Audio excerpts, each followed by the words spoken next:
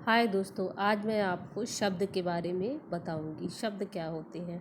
दो या दो से अधिक वर्णों से बने एक ऐसे समूह को शब्द कहते हैं जिनका कोई न कोई अर्थ अवश्य हो।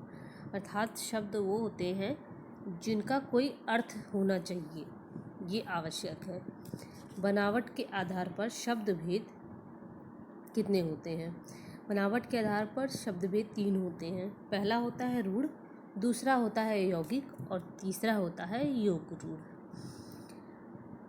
रूढ़ शब्द क्या होते हैं? जिन शब्दों के खंड सार्थक न हो उन्हें रूढ़ शब्द कहते हैं। खंड करने पर ये शब्द जो होते हैं अर्थहीन हो जाते हैं। जैसे हाथ, अगर हाथ को हम हा और थ को अलग अलग कर देंगे तो उसमें हा का भी कोई अर्थ नहीं निकलता और था का भी कोई अर्थ नहीं निकलेगा।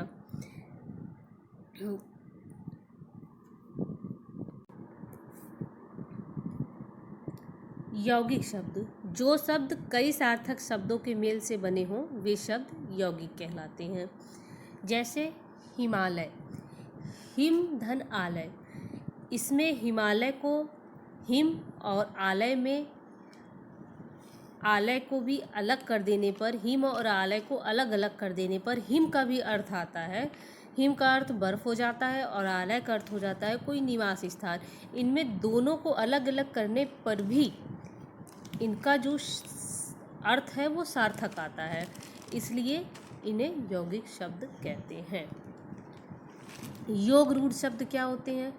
जो शब्द अन्य शब्दों के योग से बनते हों परंतु एक विशेष अर्थ के लिए प्रयुक्त होते हों उन्हें योग रूढ़ शब्द कहते हैं। वे शब्द जो यौगिक होते हैं किंतु एक विशेष अर्थ के लिए रूढ़ हो जाते हैं, योग रूढ़ शब्द कहलाते हैं। अब इसको आप उदाहरण से समझिए। जैसे पंकज, पंकज शब्द का अर्थ होता है कीचड़ में उत्पन्न होने वाला। यह सामान्य अर्थ में प्रचलित ना होकर कमल के अर्थ में रूढ़ हो गया है। अर्थात हम पंकज का अर्थ लगाते हैं कमल, जबकि इसका वास्तविक अर्थ होता है कीचड़ में उत्पन्न होने वाला। तो ये क्या है? कमल के अर्थ में रूढ़ हो गया है। पंकज शब्द जो है वो कमल के अर्थ में रूढ़ हो गया है, अतः पंकज शब्द योग रूढ़ है। अब अर्थ की दृष्टि से शब्द भेद कितने होते हैं? अर्थ की दृष्टि से शब्द भेद 2 होते हैं। पहला होता है सार्थक शब्द, दूसरा होता है निरर्थक शब्द। सार्थक शब्द जो है वो क्या होता है? जिन शब्दों का कुछ न कुछ अर्थ होता है वह शब्द सार्थक शब्द होते हैं। आप सार्थक से ही समझ सकते हैं कि सार्थक का अर्थ जो होता है जिसका कोई अर्थ हो, तो जिन शब्दों का कुछ न कुछ अर्थ होता है वह सार्थक शब्द कहलाते हैं। जैसे पानी, पानी अगर हम बोलते हैं तो उसका कुछ अर्थ होता है। रोटी अगर बोलते हैं तो रोटी का भी कुछ अर्थ होता है, इसलिए ये सब शब्द जो होते हैं वह सार्थक शब्द होते हैं। और निरर्थक शब्द जो होते हैं, निरर्थक शब्द क्या होते हैं? निरर्थक शब्द जो है जिस वर्ण समूह का कोई अर्थ न निकले उसे निरर्थक शब्द कहते हैं। जैसे हम अगर झगड़ा वगड़ा बोलते हैं तो झगड़ा में झगड़ा शब्द का तो अर्थ निकलता है लेकिन वगड़ा का कोई अर्थ नहीं होता है, तो यह क्या हो जाता है? ये एक निरर्थक शब्द हो जाता है। अब उत्पत्ति के आधार पर शब्द भेद कितने होते हैं? उत्पत्ति के आधार पर शब्द भेद 4 होते हैं। तत्सम शब्द, तद्भव शब्द, देशज शब्द और विदेशज शब्द। तत्सम शब्द, जो शब्द संस्कृत भाषा से हिंदी में बिना किसी बदलाव के लिए गए हैं उन्हें तत्सम शब्द कहते हैं। अर्थात जो संस्कृत भाषा में जैसे थे वैसे ही हिंदी भाषा में उपयोग किए गए हैं जो शब्द, उन्हें हम तत्सम शब्द कहते हैं। जैसे पृथ्वी, पुष्प, पुस्तक आदि, ये सारे शब्द संस्कृत में भी मिलते हैं और उसी तरीके से हिंदी में भी मिलते हैं। तद्भव शब्द, तद्भव शब्द जो है संस्कृत भाषा के ऐसे शब्द जो बिगड़ कर अपने रूप को बदल कर हिंदी भाषा में मिल गए हैं, तद्भव शब्द कहलाते हैं। अर्थात जो संस्कृत भाषा के जो शब्द थे वो बिगड़ गए हैं, वो थोड़ा सा रूप बदल करके हिंदी में आ गए हैं, उन्हें हम क्या कहते हैं? तद्भव शब्द कहते हैं। जैसे दुग्ध संस्कृत भाषा का शब्द है लेकिन हम हिंदी भाषा में उसे दूध कह के बोलते हैं। इसी प्रकार हस्त अर्थात हाथ, हस्त संस्कृत में है, हिंदी में वो थोड़ा सा बदलकर हाथ के रूप में आ गया है। अब आप ये समझ लीजिए तद्भव शब्द भी 2 प्रकार के होते हैं। एक होते हैं संस्कृत से आने वाले शब्द, दूसरे होते हैं सीधे प्राकृत से आने वाले शब्द। हिंदी भाषा में बहुत से ऐसे शब्द हैं जो तद्भव हैं, जो संस्कृत भाषा से होते हुए हिंदी में आए हैं। जैसे उदाहरण के रूप में संस्कृत में हम अग्नि कहते हैं, प्राकृत भाषा में थोड़ा सा बदल के अग्नि, और हिंदी में वो आग हो गया है आगे। आपको प्राकृत भाषा के पहले बारे में बता दूं, प्राकृत भाषा क्या होती है? जो हमारी बोलचाल की भाषा होती है, जिसे हमारे देश में किसी प्रदेश में कुछ अलग अलग तरह की भाषाएं बोली जा रही हैं, तो उसमें से कुछ शब्द आ जाते हैं, उन्हीं को हम प्राकृत शब्द बोलते हैं।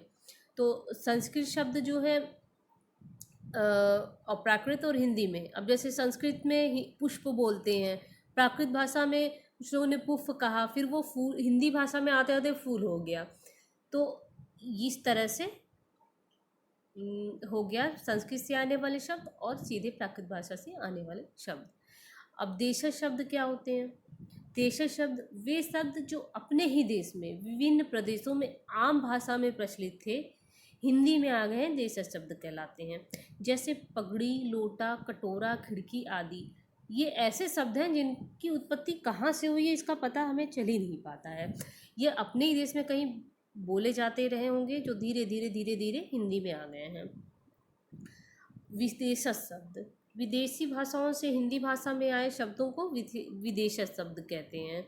जैसे अंग्रेजी भाषा में से हॉस्पिटल, डॉक्टर, ये सब ऐसी वर्ड हैं जो हमारे हिंदी में आ गए हैं और वो हिंदी में भी बोले जाते हैं, जबकि ये अंग्रेजी के शब्द हैं।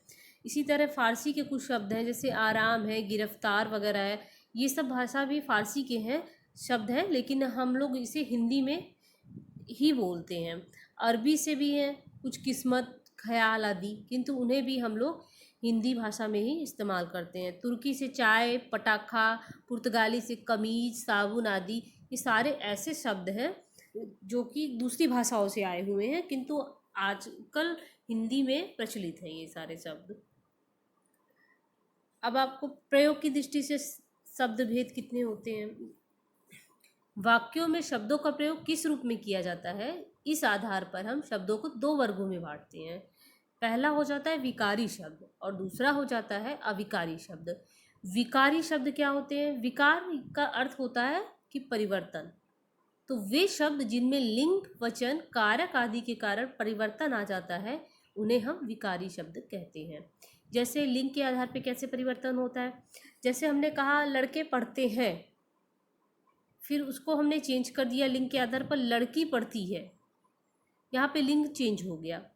वचन के आधार पे लड़का पढ़ता है, यहाँ पे एक वचन हो गया, लड़के पढ़ते हैं, यहाँ बहुवचन हो गया, यहाँ पे वचन जो है चेंज हो रहा है। इसी प्रकार कारक चेंज हो जा रहा है, लड़का पढ़ता है, लड़के को पढ़ने दो, इस प्रकार से यहाँ पे कारक, वचन और लिंग बदल जा रहा है। ये हो जाते हैं तब विकारी शब्द। विकारी शब्द भी चार प्रकार के होते हैं: संज्ञा, विशेषण, सर्वनाम और क्रिया। ये चार प्रकार के होते हैं। अब आपको अविकारी शब्द के बारे में बता दें। अगर आपको संज्ञा, विशेषण वगैरह के बारे में जानना है, तो संज्ञा वे शब्द जो किसी वस्तु, व्यक्ति, स्थान आदि के नाम का बोध कराते हैं, संज्ञा शब्द कहलाते हैं। सर्वनाम शब्द, जिन शब्दों का प्रयोग संज्ञा के स्थान पर होता है, वो सर्वनाम शब्द कहलाते हैं। विशेषण, वे शब्द जो किसी विशेषता का बोध कराते हैं, विशेषण कहलाते हैं। वे शब्द जो क्रिया, जिनसे क्रिया के होने का पता चलता है, क्रिया कहलाते हैं। और अविकारी शब्द, अविकारी यानी अपरिवर्तित शब्द, जिसमें लिंग, क्रिया, वचन, कारक आदि के कारण कोई परिवर्तन नहीं होता है, अविकारी शब्द कहलाते हैं। जैसे परंतु, तथा, यदि, धीरे धीरे, अधिक आदि, ये शब्द ऐसे हैं जिनको आप कहीं पर भी लिखेंगे तो इन पे न तो वचन, न लिंग, न कारक, किसी का भी कोई प्रभाव नहीं पड़ता है, ये जैसे के तैसे ही लिखे जाते हैं।